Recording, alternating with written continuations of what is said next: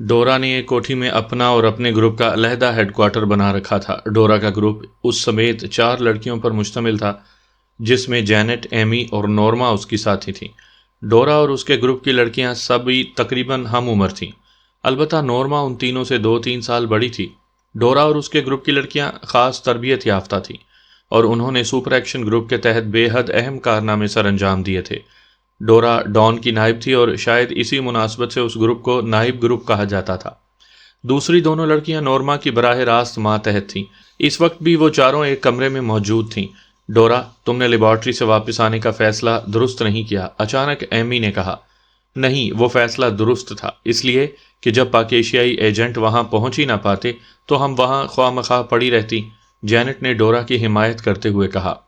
Dawn نے اس کا حکم دیا تھا، اس لیے مجبوری تھی، اور تمہیں معلوم ہے کہ ڈان کبھی غلط حکم نہیں دیتا، ڈورا نے منہ بناتے ہوئے کہا۔ اب ہم نے کیا کرنا ہے یہ سوچو، نورما نے کہا۔ وہی کام جو ہم کر رہی ہیں، مشکوک افراد کی تلاش، ڈورا نے جواب دیتے ہوئے کہا، لیکن اس سے پہلے کہ ان کے درمیان مزید بات ہوتی، ڈورا کی جیکٹ کی جیب سے تیز سیٹی کی آواز سنائی دی تو وہ سب بے اختیار چونک پڑیں۔ سب جانتی تھیں کہ یہ سیٹی جدید ٹرانسمیٹر کی ہے۔ ڈورا نے جیب میں ہاتھ ڈال کر ایک چھوٹے سائز کا جدید ٹرانسمیٹر نکالا اور اس کی سکرین پر موجود فریکوینسی کو چیک کرنے لگی۔ سیٹی کی آواز وقفے وقفے سے مسلسل آ رہی تھی۔ کارل کی کال ہے، ڈورا نے بڑبڑانے کے سے انداز میں کہا۔ اس کے چہرے پر حیرت کے تاثرات نمایاں تھے، جیسے اسے کارل کی کال آنے کی شاید توقع ہی نہیں تھی۔ اس کی ساتھی بھی کارل کا نام سن کر چونک پڑی تھی، کیونکہ وہ سب جانتی تھیں کہ کارل گروپ ممبر تھا، لیکن وہ تو ڈان کے تحت تھا۔ ڈورا نے ٹرانسمیٹر کا بٹن آن کر دیا۔ Hello, Carl calling you, over, Carl کی آواز سنائی دی۔ Yes, Dora receiving you, over, Dora نے جواب دیتے ہوئے کہا۔ مس ڈورا، میں ڈریفن سے بول رہا ہوں۔ میں نے باس ڈان کے بجائے آپ کو اس لیے کال کیا ہے کہ آپ لیبارٹری والی پہاڑیوں میں موجود ہیں۔ مجھے باس نے ڈریفن بھجوایا تھا کیونکہ باس کو اطلاع ملی تھی کہ پاکیشیائی ایجنٹ ڈریفن پہنچ کر وہاں سے ہینکس کے راستے کاسکا پہنچیں گے۔ انہوں نے کہا تھا کہ میں وہاں انہیں ٹریس کر کے ان کی صرف نگرانی کروں، اور پھر جب اور جس طرف وہ روانہ ہوں میں انہیں اطلاع دوں۔ چنانچہ میں یہاں پہنچا اور میں نے انہیں ٹریس کر لیا۔ وہ وائٹ ہارس سے یہاں پہنچے تھے۔ ایک عورت اور 5 مردوں پر مشتمل یہ گروپ ایکریمین میک اپ میں ہے۔ وہ یہاں کے معروف ہوٹل الباسو میں ٹھہرے ہوئے ہیں۔ یہاں 5 بڑے ہوٹل ہیں جہاں یہ لوگ ٹھہر سکتے تھے، اس لیے میں نے ان 5 ہوٹلوں میں ایک ایک ویٹر کو بھاری رقم دے کر انہیں ان پاکیشیائی ایجنٹوں کو ٹریس کرنے کے کام پر لگا دیا ہے۔ اور پھر الباسا ہوٹل میں موجود ویٹر نے مجھے کال کر کے اطلاع دی کہ یہاں 6 ایکریمیوں کا ایک گروپ آیا ہوا ہے، جس میں ایک عورت اور 5 مرد شامل ہیں۔ ایک مرد تو یہاں پہنچنے کے بعد واپس چلا گیا اور پھر اس کی واپسی کئی گھنٹوں کے بعد ہوئی۔ اسی ویٹر نے بتایا کہ الباسو ہوٹل میں ایک ویٹر ایسا ہے جو ایشیائی ملکوں میں رہ چکا ہے۔ میں نے جب اسے وہ الفاظ بتائے جو میں نے ان ایکریمینز کو ہاٹ کافی سرو کرتے ہوئے سن کر یاد کر لیے تھے، تو اس نے بتایا کہ یہ ایشیائی زبان کے الفاظ ہیں۔ ویٹر کی اس اطلاع پر میں نے خود انہیں چیک کیا۔ وہ واقعی اپنے قد و قامت اور انداز سے پاکیشیائی ایجنٹ ہی لگ رہے تھے۔ میں نے مزید چیکنگ کے لیے خصوصی طور پر ایک جدید ڈیوائس اس ویٹر کی مدد سے ان کے کمرے میں پہنچا دی اور ان کے درمیان ہونے والی گفتگو ٹیپ کر لی، اور پھر میں نے وہ گفتگو اس ویٹر کو سنوائی جو ایشیا میں رہ چکا تھا۔ اس نے مجھے بتایا کہ یہ گفتگو پاکیشیائی زبان میں کی جا رہی ہے۔ وہ چونکہ پاکیشیا میں ہی کسی ہوٹل میں کافی عرصہ گزار چکا تھا، اس لیے اس نے خاصے معقول معاوضے پر اس ٹیپ کا ہماری زبان میں ترجمہ کر دیا۔ اس ترجمے سے معلوم ہوا ہے کہ وہ لوگ ایک جیپ کے ذریعے ڈریفن سے کاسکا جانے والے متروک پہاڑی راستے، جسے کروزی وے کہا جاتا ہے، اس سے سفر کرنے والے ہیں۔ میں نے انتظار کیا تاکہ حتمی طور پر یہ معلوم ہو سکے۔ ان لوگوں نے صبح ہونے سے پہلے ہی ہوٹل چھوڑ دیا اور پھر ایک بڑی پہاڑی جیپ کاؤزر میں سوار ہو کر وہ روانہ ہو گئے۔ میں نے ان کی نگرانی کی۔ وہ واقعی میرے سامنے کروزی وے، جسے انتہائی خطرناک راستہ سمجھا جاتا ہے، چلے گئے۔ چونکہ مجھے معلوم ہے کہ آپ اپنے گروپ کے ساتھ اس وے کے آخر میں موجود ہیں، اس لیے میں نے آپ کو کال کیا ہے تاکہ آپ کو الرٹ کر سکوں۔ یہ لوگ 8-9 گھنٹوں کی ڈرائیونگ کے بعد، بشرط یہ کہ یہ درمیان میں کسی کھائی میں نہ گرے، تو آپ کے پاس پہنچ جائیں گے۔ اوور، کارل نے پوری تفصیل سے رپورٹ دیتے ہوئے کہا۔ جیپ کے نمبر اور میک وغیرہ کی کیا تفصیل ہے اور ان کے حلیوں کی بھی تفصیل بتا دو۔ اوور، ڈورا نے مسرت بھرے لہجے میں کہا، تو دوسری طرف سے کارل نے اس کی مطلوبہ تفصیل بتا دی۔ اب سنو کارل، ڈان سے میں خود بات کر لوں گی، تمہیں کرنے کی ضرورت نہیں ہے۔ اوور، ڈورا نے کہا۔ یس مس، اوور، دوسری طرف سے کہا گیا۔ اوکے، اوور اینڈ آل، ڈورا نے جواب دیا اور ٹرانسمیٹر آف کر کے جیب میں رکھ لیا۔ ہمیں یہ بہترین موقع مل گیا ہے ان لوگوں کے خاتمے کا۔ چلو اٹھو، ہم نے فوری طور پر اس راستے پر پکٹنگ کرنی ہے، ڈورا نے مسرت بھرے لہجے میں کہا۔ ڈورا، باس کو اطلاع دینی ضروری ہے، یہ انتہائی اہم معاملہ ہے، ایمی نے کہا۔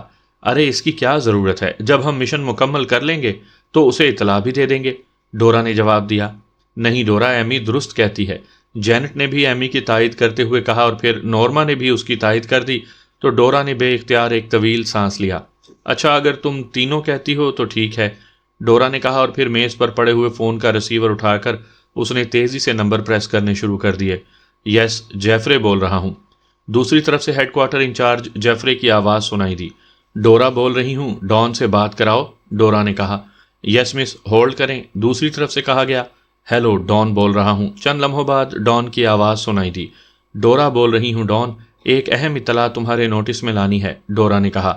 کیا؟ کھل کر بات کرو، ڈان نے کہا تو ڈورا نے کارل کی ٹرانسمیٹر کال آنے سے لے کر اس کی بتائی ہوئی پوری تفصیل بتا دی۔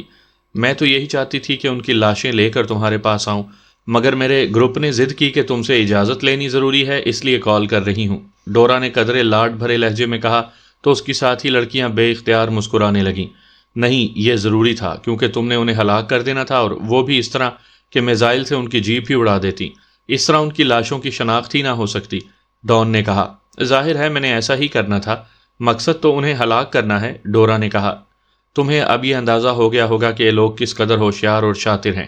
اگر میں کارل کو ڈریفن نہ بھجواتا اور وہاں سے یہ رپورٹ نہ آتی تو ہم کبھی سوچ بھی نہ سکتے تھے کہ یہ لوگ عام راستوں کو چھوڑ کر اس قدیم، خطرناک اور متروک کروزی وے سے کاسکاں آئیں گے۔ اور اصل بات یہ ہے کہ یہ لوگ اس قدر ہوشیار ہیں کہ یہ ڈرامہ بھی کر سکتے ہیں، چند افراد کو اس راستے سے بھجوا کر خود دوسرے راستے سے آ جائیں اور ہم انہیں ایک راستے پر ہلاک کر کے مطمئن ہو جائیں، اور وہ دوسرے راستے سے آ کر اپنا مشن مکمل کر لیں۔ اور آخری بات یہ کہ ہمیں بہرحال اس بات کو ثابت کرنا ہوگا کہ ہم نے اصل ایجنٹوں کا ہی خاتمہ کیا ہے، ڈان نے تیز تیز لہجے میں کہا۔ تو تم کیا چاہتے ہو؟ کرنا کیا چاہیے؟ ڈورا نے الجھے ہوئے لہجے میں کہا۔ تم انہیں ہلاک مت کرو بلکہ انہیں بے ہوش کر کے اسپیشل پوائنٹ پر لے آؤ، یہاں ان کا میک اپ واش ہوگا اور پھر انہیں ہلاک کر کے ان کی لاشیں سپر چیف کو بھجوا کر ہم فارغ ہو جائیں گے، ڈان نے جواب دیتے ہوئے کہا۔ پہلے تو تم خود ہی کہتے تھے کہ یہ انتہائی خطرناک لوگ ہیں، اس لیے انہیں ایک لمحے کا بھی موقع نہیں دینا چاہیے، اور اب خود ہی انہیں موقع دینا چاہتے ہو، ڈورا نے قدرے غصیلے لہجے میں کہا۔ میں اب بھی انہیں موقع دینے کے لیے تیار نہیں ہوں، میں نے یہ نہیں کہا کہ انہیں ہوش میں لایا جائے، میرا مطلب یہ تھا کہ انہیں بے ہوشی کے دوران ہی ہلاک کر دیا جائے گا، لیکن ان کی شناخت ضروری ہے، ڈان نے کہا۔ لیکن شناخت میں تو کافی وقت لگ سکتا ہے اور اس دوران وہ ہوش میں آ جائیں گے، ڈورا نے کہا۔ اس کا بندوبست بھی میں نے کر لیا ہے، اسپیشل پوائنٹ پر پہنچتے ہی انہیں طویل بے ہوشی کے انجیکشن لگا دیے جائیں گے، اور پھر ان کی اس طویل بے ہوشی کے دوران ہی شناخت کے تمام مرحلے طے کر کے انہیں بے ہوشی کے دوران ہی ہلاک کر دیا جائے گا۔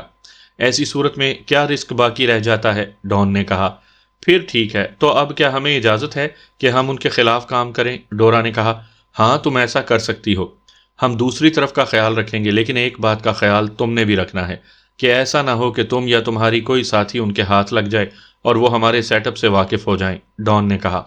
تمہیں معلوم تو ہے کہ میرا گروپ تم سمیت تمہارے گروپ سے زیادہ کارکردگی دکھانے کا ماہر ہے، اس کے باوجود تم یہ بات کر رہے ہو، ڈورا نے کہا۔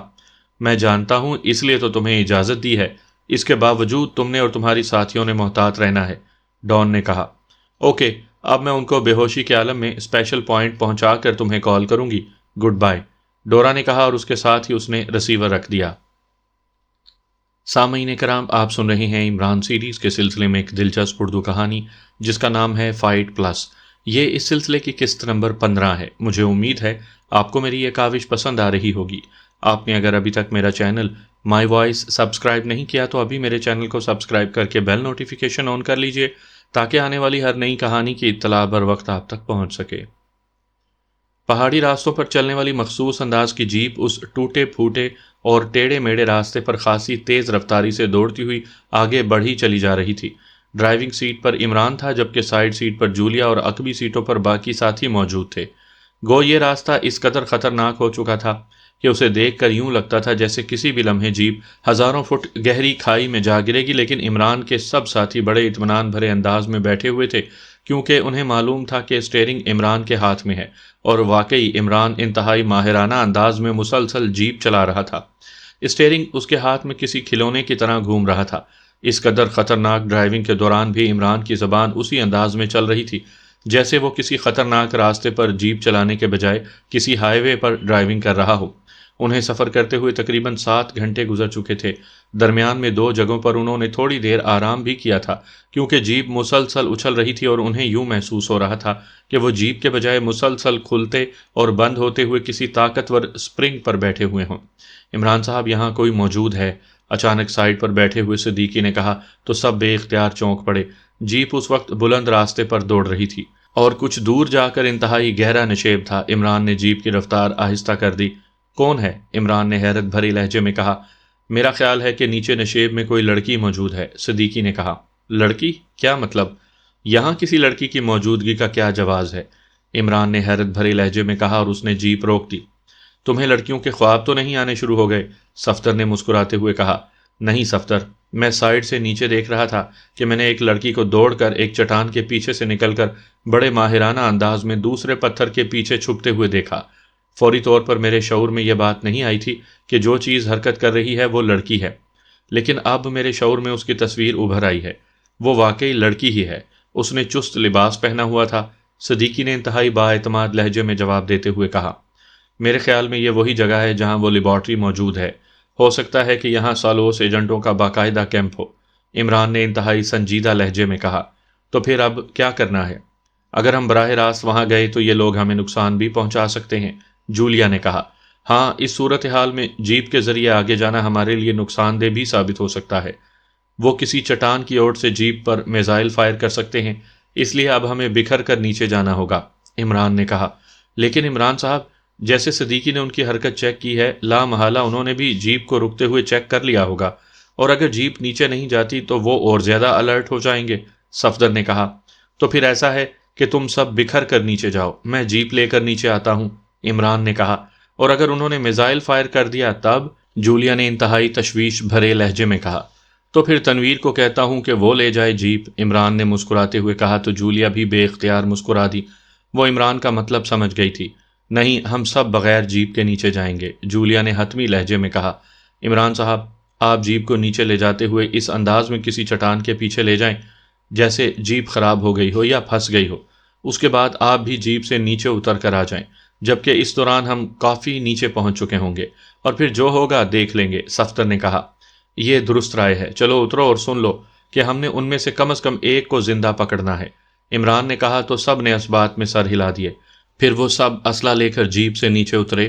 جولیا، صفدر اور صدیقی دائیں طرف کو بڑھنے لگے جبکہ تنویر اور کیپٹن شکیل بائیں طرف کو۔ چند لمحوں میں ہی وہ چٹانوں کی اوٹ کی وجہ سے جیپ کی ڈرائیونگ سیٹ پر بیٹھے ہوئے عمران کی نظروں سے اوجھل ہو گئے، لیکن عمران کو معلوم تھا کہ انہیں وہاں تک پہنچنے میں جہاں صدیقی نے حرکت دیکھی تھی مزید 10 منٹ لگ جائیں گے، اس لیے وہ 5 منٹ تک تو خاموش بیٹھا رہا۔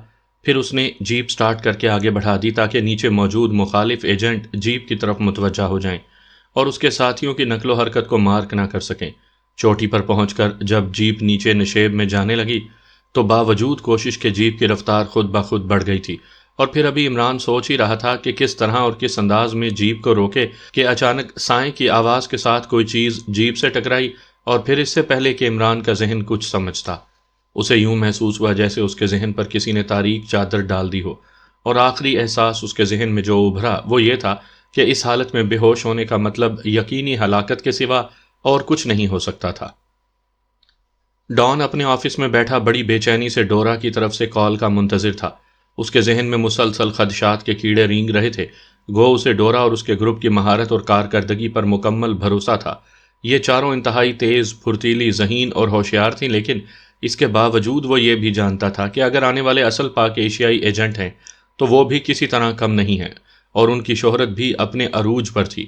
یہی باتیں سوچتا ہوا وہ کرسی پر بیٹھا پہلو بدل رہا تھا۔ ڈورا کو کال کیے ہوئے کئی گھنٹے گزر چکے تھے، لیکن پھر دوبارہ ڈورا کی کال نہیں آئی تھی، اور پھر اچانک اسے خیال آیا کہ ڈورا کے پاس اسپیشل ٹرانسمیٹر بھی ہے، اس لیے وہ اسے ٹرانسمیٹر سے بھی کال کر سکتا ہے۔ لیکن دوسرے لمحے ایک دوسرے خیال کے تحت اس نے اس آئیڈیا کو مسترد کر دیا، کیونکہ اسے معلوم نہیں تھا کہ ڈورا اس وقت کس پوزیشن میں ہے، اور ٹرانسمیٹر کال اسے کسی خطرے سے بھی دوچار کر سکتی تھی۔ اس نے بے اختیار طویل سانس لیا، کیونکہ اب انتظار کے سوا اس کے پاس اور کوئی چارہ نہیں تھا۔ پھر نہ جانے کتنا وقت مزید گزر گیا کہ اچانک فون کی گھنٹی بج اٹھی اور ڈان نے اس طرح ہاتھ بڑھا کر ریسیور جھپٹا جیسے ایک لمحے کی دیر سے قیامت ٹوٹ پڑے گی۔ یس، ڈان نے تیز لہجے میں کہا، مس ڈورا کی کال ہے اسپیشل پوائنٹ سے۔ دوسری طرف سے جیفرے کی آواز سنائی دی تو ڈان کے منہ سے بے اختیار انتہائی اطمینان بھرا طویل سانس نکل گیا، کیونکہ وہ جانتا تھا کہ اسپیشل پوائنٹ سے کال کا مطلب ہے کہ ڈورا اپنے مشن میں کامیاب رہی ہے۔ کرواؤ بات، اس بار ڈان نے بڑے اطمینان بھرے لہجے میں کہا۔ ہیلو ڈان، میں ڈورا بول رہی ہوں۔ چند لمحوں بعد دوسری طرف سے ڈورا کی آواز سنائی دی، لیکن اس کے لہجے میں مسرت کے بجائے الجھن نمایاں تھی۔ کیا ہوا؟ تمہارا لہجہ الجھا ہوا کیوں ہے؟ ڈان نے ایک بار پھر پریشان ہوتے ہوئے کہا۔ یہ سب تو ایکریمین ہے ڈان، میک اپ میں نہیں ہے، ڈورا نے کہا۔ کیا مطلب؟ کیا تم نے اسپیشل میک اپ واشر استعمال کیا ہے؟ ڈان نے کہا۔ ہاں، ڈورا نے کہا۔ کیا ہوا تھا یہ تو بتاؤ اور تفصیل سے بتاؤ، ڈان نے کہا۔ یہ لوگ واقعی بے حد شاطر ہیں۔ انہوں نے کافی بلندی پر جیپ روک لی تھی، لیکن ہم نے پہلے ہی اس بلندی پر کراس ویو اس انداز میں نصب کیا ہوا تھا کہ وہاں ہم وسیع ایریے میں ہر قسم کی نقل و حرکت کو سکرین پر چیک کر رہے تھے۔ کراس ویو ہم نے وہاں اس لیے لگایا تھا کہ مجھے خطرہ تھا کہ وہ بلندی سے ہمیں چیک نہ کر لیں۔ اور پھر سکرین پر جیپ آتی دکھائی دی۔ جیپ میں 6 افراد سوار تھے، جن میں ایک عورت تھی اور 5 مرد۔ یہ سب ایکریمین تھے۔ پھر جیپ نشیب سے پہلے اچانک رک گئی اور وہ آپس میں باتیں کرنے لگے۔ کراس ویو چونکہ آواز کیچ نہیں کر سکتا، اس لیے ہم ان کے درمیان ہونے والی بات چیت نہ سن سکے۔ بہرحال کافی دیر تک رکے رہنے اور باتیں کرنے کے بعد ایک عورت اور 4 مرد جیپ سے نیچے اترے، اور پھر ان میں سے ایک عورت اور 2 مرد ایک طرف سے چٹانوں کی اوٹ لے کر نیچے اترنے لگے، جبکہ 2 مرد دوسری طرف سے چٹانوں کی اوٹ لے کر نیچے اترتے چلے گئے۔ وہ سب ہماری نظروں میں تھے اور بے ہوش کر دینے والے ماسٹر پوائنٹس کی رینج میں تھے۔ پھر کچھ دیر بعد وہ جیپ بھی دوبارہ حرکت میں آ گئی۔ اب اس میں صرف ڈرائیور تھا۔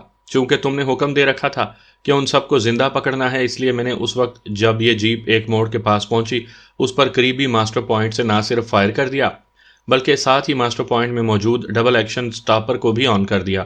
اس کا نتیجہ یہ ہوا کہ جیپ کا انجن نہ صرف خود بخود بند ہو گیا بلکہ جیپ بھی رک گئی۔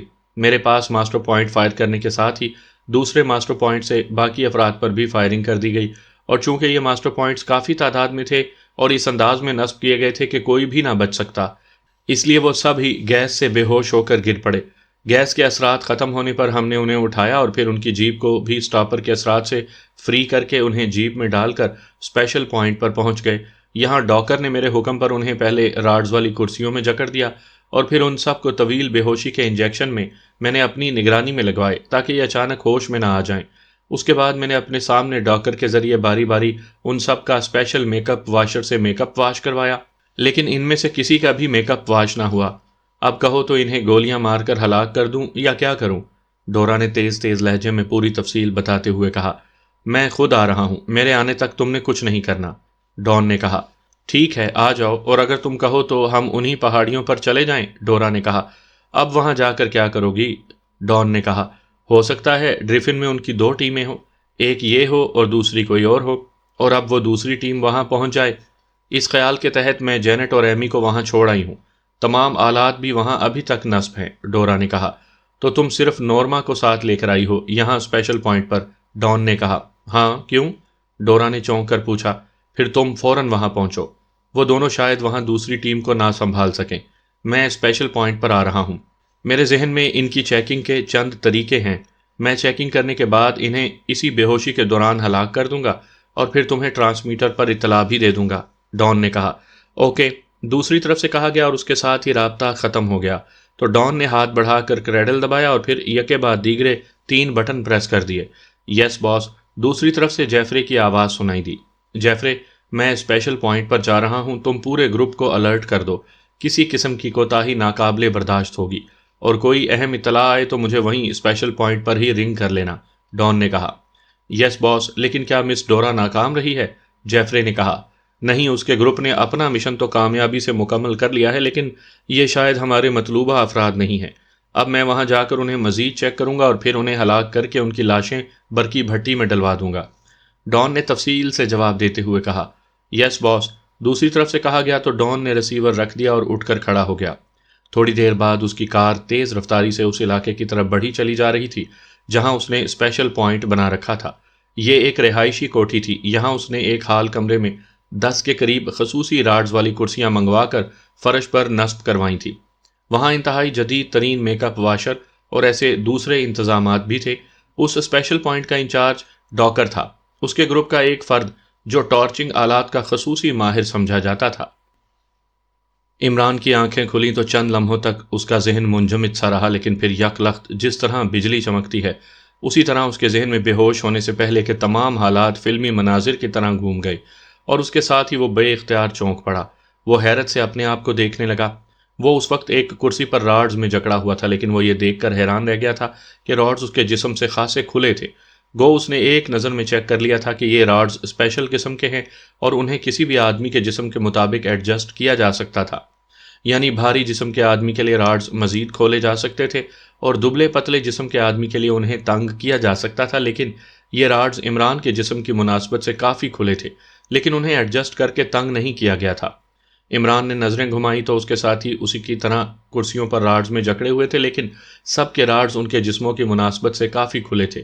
حتیٰ کہ جولیا جس کرسی پر موجود تھی اس کے راڈز تو اس قدر کھلے تھے کہ جولیا ہوش میں آ کر بڑے اطمینان سے اٹھ کر راڈ سے باہر نکل سکتی تھی، لیکن سب ساتھیوں کی گردنیں اور جسم لٹکے ہوئے تھے۔ اس کا مطلب تھا کہ وہ بے ہوش تھے۔ عمران اپنے آپ کو صحیح سلامت اور زندہ دیکھ کر حیران تھا، اور اس نے دل ہی دل میں اللہ کا شکر ادا کرنا شروع کر دیا، کیونکہ اسے یاد آ گیا تھا کہ جب وہ بے ہوش ہوا تھا تو چلتی ہوئی جیپ کس پوزیشن میں تھی۔ اس کو ابھی تک واقعی یہ بات سمجھ میں نہیں آ رہی تھی کہ وہ کیسے اس انداز میں بچ گیا کہ جسم پر ٹوٹ پھوٹ تو ایک طرف، اسے کوئی معمولی سی خراش تک نہ آئی تھی۔ کمرہ خالی تھا اور کمرے کا اکلوتا دروازہ بھی بند تھا۔ عمران نے دونوں بازو راڈز سے باہر نکالے اور پھر راڈز پر ہاتھ رکھ کر اس نے اپنے جسم کو اوپر اٹھایا اور دوسرے لمحے کلا بازی کھا کر ایک جھٹکے سے کرسی کے سامنے فرش پر آزاد حالت میں کھڑا تھا۔ اس نے اپنی جیبیں ٹٹولی، لیکن جیبیں مکمل طور پر خالی تھیں، حتیٰ کہ اس کی کلائی پر موجود گھڑی بھی غائب تھی۔ وہ مڑ کر دروازے کی طرف بڑھنے ہی لگا تھا کہ اسے باہر سے قدموں کی تیز آوازیں دروازے کی طرف آتی سنائی دیں۔ قدموں کی آوازوں سے صاف محسوس ہو رہا تھا کہ آنے والے 2 افراد ہیں۔ وہ تیزی سے آگے بڑھا اور دروازے کے ساتھ دیوار سے پشت لگا کر کھڑا ہو گیا۔ چند لمحوں بعد دروازہ ایک دھماکے سے کھلا اور ایک آدمی اندر داخل ہوا۔ قدموں کی آوازیں بتا رہی تھی کہ دوسرا آدمی بھی اس کے پیچھے اندر آ رہا ہے۔ ارے یہ کیا؟ پہلے اندر آنے والے نے کہا۔ اس کی نظریں ظاہر ہے اس کرسی پر جمی ہوئی تھیں جس پر عمران کو جکڑا گیا تھا اور جو اب اسے خالی نظر آ رہی تھی۔ کیا ہوا ڈاکر؟ اس کے عقب میں ایک بھاری آواز سنائی دی۔ اسی لمحے عمران حرکت میں آیا، کیونکہ بہرحال وہ 2 تھے اور ظاہر ہے ان کے پاس اسلحہ بھی تھا۔ عمران نے آگے موجود آدمی جسے ڈاکر کہا گیا تھا اس کی گردن میں یک لخت ہاتھ ڈالا، اور دوسرے لمحے وہ آدمی چیختا ہوا فضا میں کلا بازی کھا کر ایک دھماکے سے فرش پر جا گرا، جبکہ دوسرا آدمی جو اس دوران اس کی جگہ پر پہنچ گیا تھا، اس کے سنبھلنے سے پہلے ہی عمران نے یک لخت اسے بازو سے پکڑ کر ایک جھٹکے سے اپنے سینے سے لگا لیا۔ یہ خاصا تنومند اور ورزشی جسم کا آدمی تھا۔ عمران نے ایک بازو اس کی گردن میں ڈال دیا تھا اور دوسرا اس کی کمر میں، اور دوسرے لمحے اسے دھکیلتے ہوئے آگے کی طرف آ گیا۔ لیکن اس سے پہلے کہ عمران گردن والے بازو کو مخصوص انداز میں جھٹکا دے کر اسے بے ہوش کرتا، اچانک اس آدمی کی دونوں کوہنیاں پوری قوت سے عمران کے پہلوؤں پر اس انداز میں پڑیں کہ عمران کی گرفت اس پر ختم ہو گئی، اور عمران لڑکھڑاتا ہوا 2 قدم پیچھے دیوار سے جا لگا۔ عمران کو ایک لمحے کے لیے یوں محسوس ہوا تھا جیسے اس کا سانس رک گیا ہو، اور عمران کے پیچھے ہٹتے ہی اس آدمی نے بجلی کی سی تیزی سے گھوم کر پوری قوت سے عمران کے سینے پر زوردار مکہ مارنے کی کوشش کی، لیکن ایک لمحے میں ہی عمران سنبھل چکا تھا۔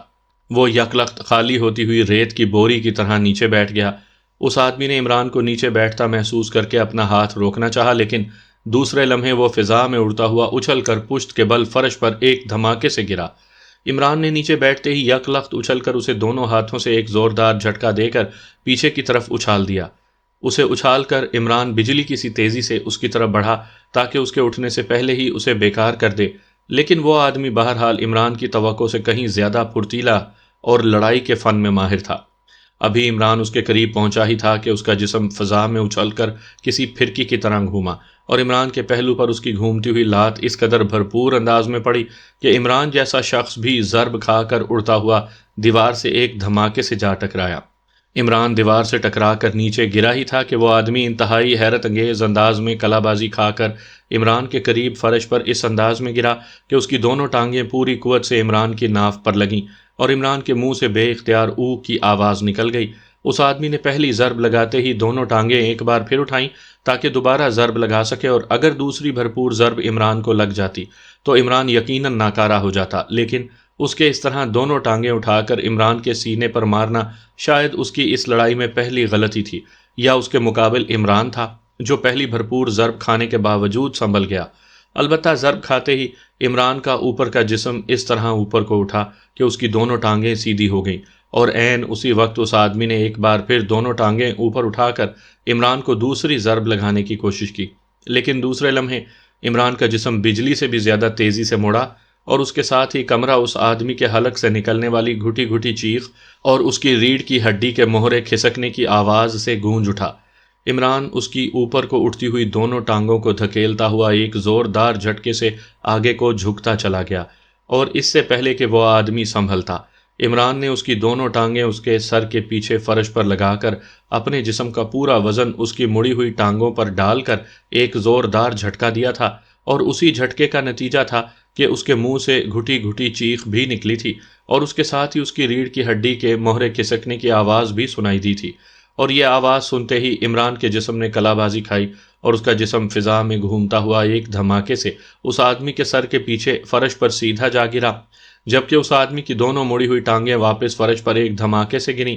وہ آدمی ایک لمحے کے لیے معمولی سا تڑپا اور پھر ساکت ہو گیا، جبکہ عمران فرش پر پشت کے بل پڑا اس انداز میں لمبے لمبے سانس لے رہا تھا جیسے میلوں دور سے دوڑتا ہوا آ رہا ہو۔ اس کے پیٹ میں شدید اینٹھن سی ہو رہی تھی، اور یہ اس ضرب کا نتیجہ تھا جو اس آدمی نے اس کی ناف پر دونوں ٹانگوں کی مدد سے لگائی تھی۔ چند لمحوں بعد جب یہ اینٹھن ختم ہو گئی تو عمران کا جسم سمٹا، اور پھر وہ ایک جھٹکے سے اٹھ کر کھڑا ہو گیا۔ اب فرش پر وہ دونوں آدمی بے حس و حرکت پڑے ہوئے تھے۔ پہلا آدمی ڈاکر ابھی تک ویسے ہی بے حس و حرکت پڑا تھا جس حالت میں عمران کی ضرب کھا کر وہ گرا تھا، اور عمران جانتا تھا کہ وہ اب تک مر چکا ہوگا، کیونکہ عمران نے اسے گردن سے پکڑ کر اس انداز میں اچھالا تھا کہ اس کی گردن میں بل آ گیا تھا، اور چونکہ اس کے اس بل کو فوری طور پر درست نہیں کیا گیا تھا، اس لیے وہ سانس گھٹ جانے کی وجہ سے اب تک ہلاک ہو چکا تھا۔ عمران اٹھ کر کھڑے ہوتے ہی مڑا، اور اس نے جھک کر اس آدمی جس سے اس کی انتہائی خوفناک فائٹ ہوئی تھی اس کے سینے پر ہاتھ رکھا۔ دوسرے لمحے وہ ایک بار پھر سیدھا ہو گیا۔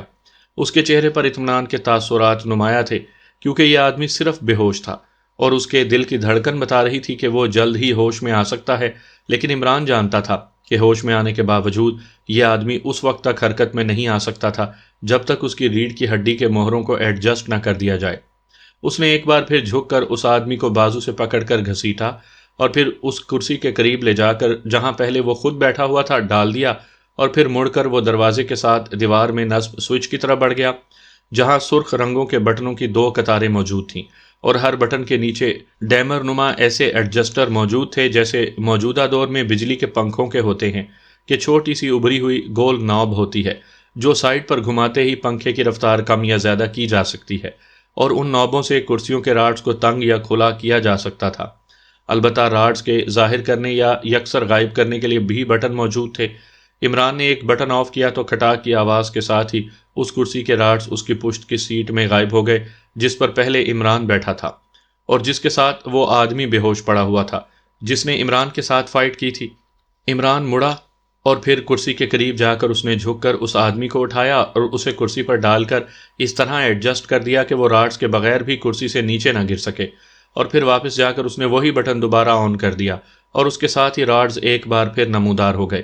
پھر عمران نے اس کے ساتھ ہی اس بٹن کے نیچے موجود ابری ہوئی گول ناب کو انگوٹھے اور انگلی کی مدد سے آہستہ آہستہ سائیڈ پر گھمانا شروع کر دیا، اور جیسے جیسے وہ اس ناب کو گھما رہا تھا ویسے ویسے ہی اس آدمی کے گرد موجود راڈز آہستہ آہستہ تنگ ہوتے جا رہے تھے، اور جب عمران نے محسوس کیا کہ اب مزید راڈز تنگ کرنے سے راڈز اس آدمی کے جسم میں گھس سکتے ہیں تو اس نے ہاتھ ہٹایا، اور پھر اس نے آگے بڑھ کر اس آدمی کو چیک کرنا شروع کر دیا جسے ڈاکٹر کہہ کر اس دوسرے آدمی نے اسے پکارا تھا۔ وہ آدمی واقعی سانس رک جانے کی وجہ سے مر چکا تھا۔ عمران نے اس کی جیبوں کی تلاشی لی تو اس کی ایک جیب سے اسے مشین پسٹل مل گیا۔ عمران نے وہ مشین پسٹل نکالا اور مڑ کر دروازے کی طرف بڑھ گیا۔ اسے محسوس ہو گیا تھا کہ اب تک کسی کے اندر نہ آنے کا مطلب یہی ہو سکتا ہے کہ یہاں ان دونوں کے علاوہ اور کوئی آدمی موجود نہیں ہے، لیکن پھر بھی اس نے چیکنگ کرنا ضروری سمجھا، اور پھر تھوڑی دیر بعد وہ پوری کوٹھی کا راؤنڈ لگانے کے بعد واپس اس کمرے میں آ گیا جہاں اس کے ساتھی موجود تھے۔ اس کے ساتھی ابھی تک بے ہوش پڑے تھے۔ عمران نے ایک سائڈ پر موجود الماری کھول کر چیک کی تو اس کے نچلے خانے میں پانی کی بوتلیں موجود تھیں۔ اس نے ایک بوتل اٹھائی اور پھر صفدر کے قریب آ کر اس نے بوتل کا ڈھکن ہٹایا اور ایک ہاتھ سے صفدر کے جبڑے بھینچ کر اس کا منہ کھولا اور بوتل کا دہانہ اس کے کھلے ہوئے منہ میں ڈال کر اس نے بوتل کو اوپر کی طرف اٹھایا، اور پھر جیسے ہی پانی صفدر کے حلق سے نیچے اترا تو چند لمحوں بعد ہی صفدر کے جسم میں حرکت کے تاثرات نمودار ہونا شروع ہو گئے۔ عمران نے بوتل ہٹائی اور پھر اس کا ڈھکن لگا کر اس نے اسے نیچے فرش پر رکھا اور دروازے کے ساتھ دیوار پر نصب سوئچ بورڈ کے قریب بڑھ گیا۔